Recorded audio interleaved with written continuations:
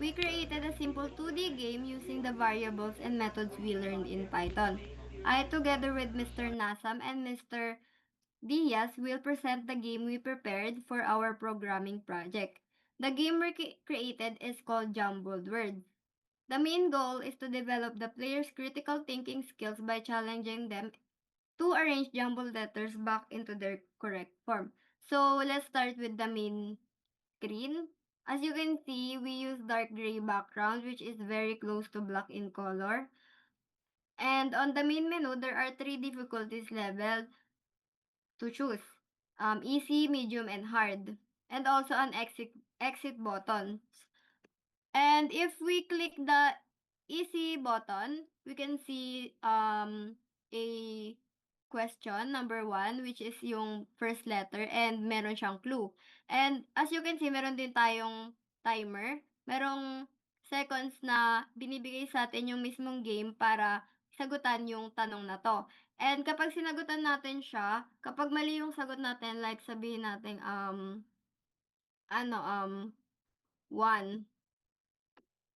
then sinubmit natin siya, magpe-print siya ng try again. However, if tama naman yung nasagot natin, like chair,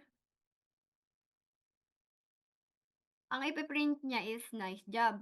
Then meron din tayong hint. Kaso nga lang, kapag pinindot natin tong hint, mababawasan ng 5 seconds yung ating remaining time. And sa kada tamang sagot, meron tayong score. Kada tamang sagot is dadagdagan siya ng 1. However, dito sa code natin, meron tayong mga letters and meron tayong mga words.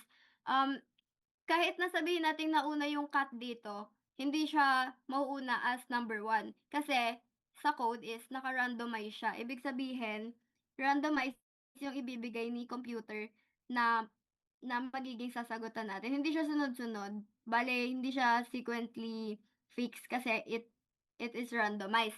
Then, so ayun, kapag pinindot ko yung back to menu, babalik siya ulit doon sa pinaka main menu niya. Then sa medium questions naman, eto naman yung mga questions na mas difficult sa easy kasi yung easy is ano lang siya very ano lang siya, very common words which is pang elementary or something. Then itong medium questions naman, meron siyang mga words na mas mahirap doon sa nauna which is yung easy. Kapag pinindot naman natin yung medium button, mapupunta tayo dito sa mga questions na merong medium questions which is yung nilagay natin dito sa program. Then kapag ganun din, same as the easy questions, kapag mali yung sinagot natin dyan, kapag sinubmit natin, magpe-print siya ng try again. And kung tama naman yung sinagot natin dyan, ano bang tamang sagot dyan?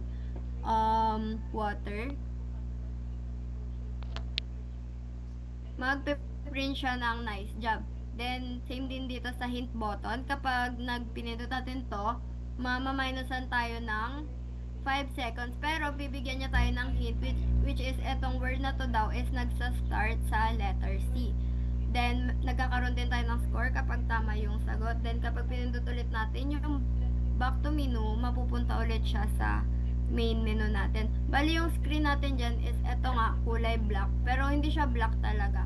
Ano siya, dark gray color siya. Similar to black lang din. Then meron tayong mga features na buttons para mag-select ng easy, medium, and hard. Then dako naman tayo dito sa hard questions.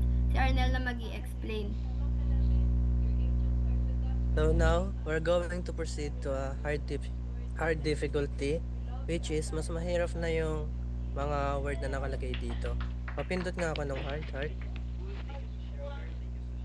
So yan, as you can see here, yung mga words na naka-jumble dito is hindi mo siya makikita basta-basta or maririnig kung saan-saan. Kasi yung mga word dito is parang kailangan mas mataas yung vocabulary mo. Kaya nga tinawag siya na hard, which is mahirap talaga. Compare mo sa dalawa na easy and medium na yung mga word doon is parang sobrang classic lang. While sa hard naman is parang napakahirap niya talaga. Kaya nung nakalagay dito sa naka-jumble word dito, kahit sarili kong vocabulary ay wala siya. So, ganun yung kahirap yung hard mode. Kagaya nga nung sinabi ni Heart kanina na yung mga word dito sa hard mode is 15 words siya. Tapos, hindi siya magkakasunod-sunod. Kunyari, 1 to 15. Hindi siya yung 1, 2, 3, 4, 5, 15 yung lalabas. Naka-jumble siya kagaya ng sinabi niya. Tapos, yung ano dito, yung score na makukuha mo dito is 1 to 15. Kada tama, makakakuha ka ng isang points. Tapos, pag hindi mo naman siya nasagutan, tapos naubos yung oras mo, wala kang makukuha. So, yung high score dito is 15. Yung larong to is, maano natin dito yung high score, which is pagalingan na lang talaga sa pag-solve. So, ito yung laro na ginawa namin, which is 2D, na may difficulty, may kailangan talaga ng mga critical thinking, tsaka mas mataas na vocabulary. Tapos yung game na rin to is may mga hint ka rin para matulungan yung mga player. Tsaka nakakatulong din to sa mga player para mas tumaas yung malalaman nilang word. Tsaka mas gumaan yung ano nila, yung critical thinking nila. So ayun na nga, kaya nga na sinabi namin, yung game na ginawa namin is simple lang pero mas effective siya sa mga player. Hindi siya gaya ng ibang laro na kailangan mo lang ng gaming sense, ganyan. Itong larong to, nakakatulong to sa critical thinking ng isang player, tsaka ma-motivate rin dito yung mga player na kapag nakasagot sila na mas gugustuhin pa nilang sumagot ulit. So ayun lang. So ulitin namin yung pangalan ng laro namin.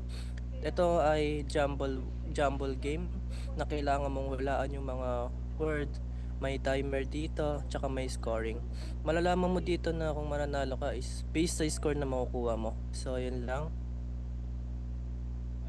Okay na ba? Ilang seconds na